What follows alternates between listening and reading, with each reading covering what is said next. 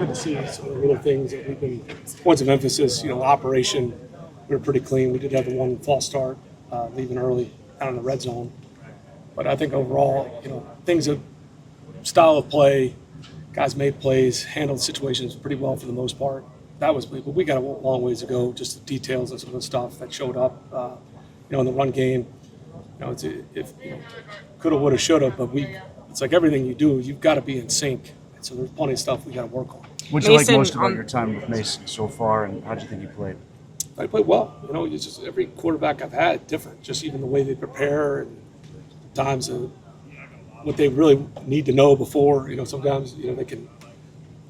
You can drown them with too much information. You just got to get a feel for them. Every one of them is different in there, from Mason to Aaron to Skyler to Will, Logan. Just getting a feel for them, and I think that's what's important in the preseason. Those guys have to play how you want to call a game. What they need from the sideline, just the rhythm of things, operation. I thought both quarterbacks handled it really well. Darnell with that big touchdown, in that opening drive. Can we expect to maybe see him more in the pass game this season? All these guys, it's always the intent to get everybody involved. Even in a preseason game, I believe every skill player that dressed touched the football and touched the basket. So that was encouraging. You want to give those guys opportunities to make the team, and guys that you're relying on, get them going, get ready for the regular season. So all those guys, we've got a lot of playmakers. That was obviously good to see. It was the read on that play, and he made a great catch. What we didn't like was the penalty afterwards. That's going to cost some money, and it's a 15-yard penalty. And those are things that hurt us last year.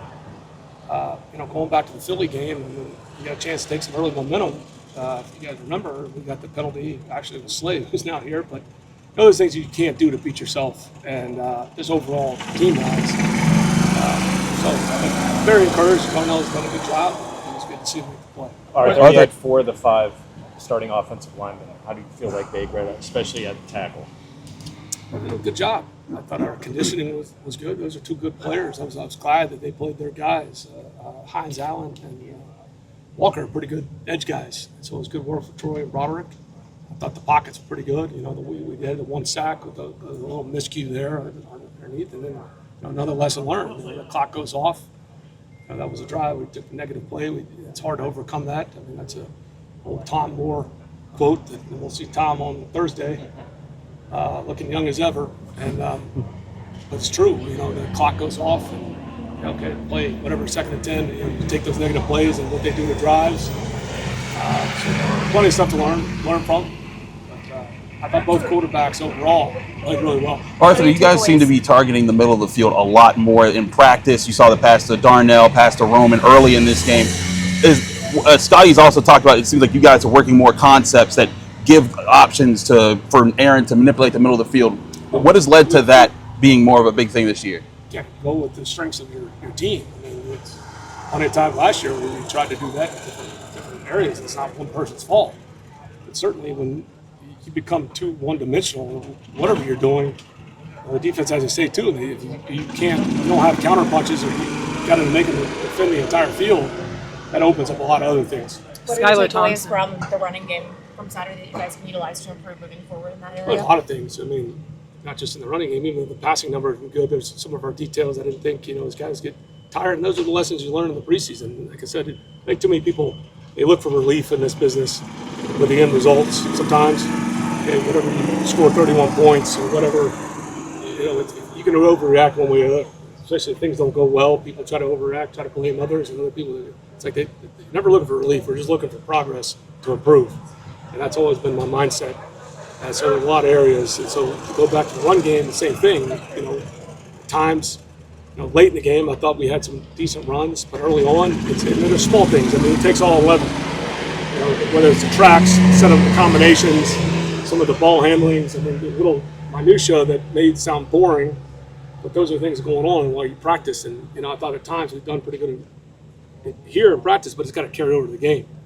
So that's definitely something we got to work on. Going off of that too, Kaleb Johnson seemed not the happiest with his performance after the game.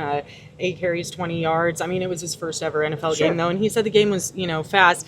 Did you talk to him at all after the game, or what was Eddie your and I both message? talked to him in game. Again, learning your players. Everybody's wired a little bit different, and some guys are too hard on themselves, and sometimes they're delusional, and make excuses. Caleb's a great guy, and that's why it's important for those young guys to get out there. You don't want that being week one. I don't care who you are, whether it's nerves, excitement. So this is a big week for him and for all those rookies. We worked on Thursday with Tampa, and another preseason opportunity Saturday night. Were you happy with how the ball distribution went without the 2 starting tight ends, DK and Calvin? Yeah, that's always the goal. I mean, I think it naturally happens when you've got guys like DK. The ball finds them, but when guys make quick decisions and make good reads, you want everybody to get involved. And then it naturally works itself out where some of your top guys will end up having bigger target share, but you just feel the energy. It's like if you're stalling out and only focusing on one guy, and then you'd love for everybody to get involved. I think that's when you got a good team. How is it intentional to attack early and push the ball downfield, especially against our starting defense? I don't want to get into much strategy, but it was good to see get going to a good start. And any drive, I think we had 6 plays over 20 yards. It's the same thing like when you have negative plays or self-inflicted wounds pre-snap. Your chance of scoring. Sometimes we can overcome Troy's penalty, but a lot of times those sacks and self-inflicted wounds, you stall out. So anytime that you can use modern EPA analytics, you can go old school with coaches 70 years ago said, when you can get those chunk plays and stay out of third downs and get them on first, second down, or if you're in short yardage a lot. We were in third and short a decent amount. That was productive for us. So I don't want to go too more into the strategy, but yes, obviously we want to get off to a better start and we want to hit more explosive plays. Arthur, what's your initial impressions of Roman Wilson and Max Hurlman's performance in the first game? They had a pretty strong performance here in Jacksonville. Yeah, I mean, Roman's a guy that's put a lot of work in. And obviously nobody wants to go through that and not play your rookie year, but he handled it. Some guys, they just kind of go away, and Roman behind the scenes has done a lot of work. I'm pretty sure the ball was going to go there, but you never know. If the coverage was different, and now they've gone to Scotty and they're going back. But that was intentional to get him going early, and he deserves that, and he's rewarded. I've seen a lot of progress, so hopefully it continues.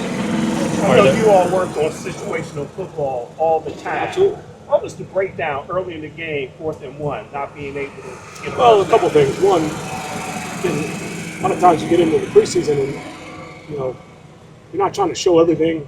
So you want to package things there, which is pretty standard NFL one-on-one. Most people package those short yardage plays. You see that all the time where people get into like a 3-play package right there.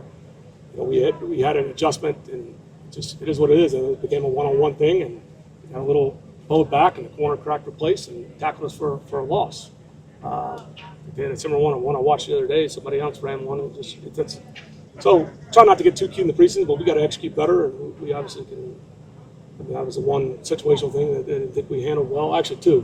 One, when we were 1st and 6 on the 6 package play, we didn't get -1 followed by the false start, and that was the one drive in the red zone where we stalled out. So those situations, the margins in the NFL are so small.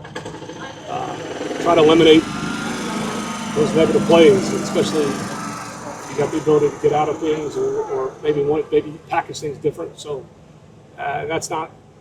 I don't want him to think that you're blaming the player, blaming the quarterback. You blame me, and ultimately all me and what you want to show. So those 2 situations, things that we can improve on for sure. Where's your confidence? Please. Where's your confidence in this offensive line compared to last year? Just the added experience this group has, and it seems like they are more coordinated in how they're picking up different blitzes in practice and in the games. Well, that helps. When you're able to, sometimes it's a little bit of luck. You hope to play with the same 5 all year. Obviously, last year was one of those years where we had an injury bug, and we had a lot of young guys playing for the first time. And, they're going through, like any rookie, and so we had a lot of mix and match lineups. So when you have some consistency there, that helps for sure, and that's what you want to see.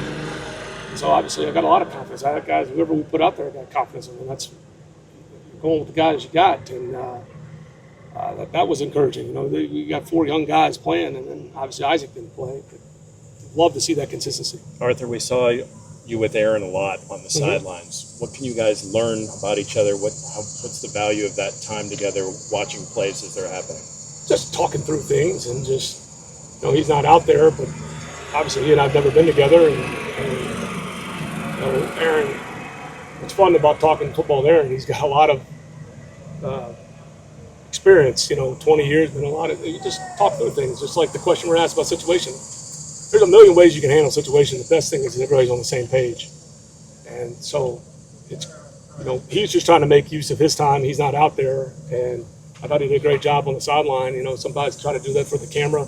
He's actually doing it for, real reasons to be involved, and he's been fantastic in that regard. So that's just another opportunity. He wasn't out there, and so just to try to get him involved, and just he and I would talk, or Tom, or he was helping the other quarterbacks, and that was good to see. All right, thank you. Thanks, Arthur. Thank you. Thank you for checking out this content from Post-Gazette Sports. If you watch this video on YouTube, please like the video and subscribe to our channel. For all of the sports coverage the Post-Gazette has to offer, visit post-gazette.com.